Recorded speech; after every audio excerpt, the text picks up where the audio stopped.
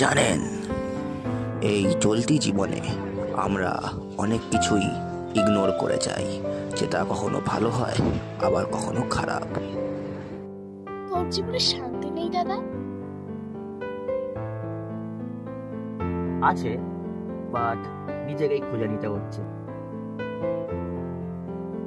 যে এই নেকি অভিনয়ের অবিশ্বাসের যুগে কষ্ট, যন্ত্রণা, ত্যাগ মেনে নিয়ে জীবনে চলতে পারছে, তারাই ফিটেস্ট ইন দিস আর্থ বা ডারউইনস থিওরির সার্ভাইভাল অফ দ্য ফিটেস্ট।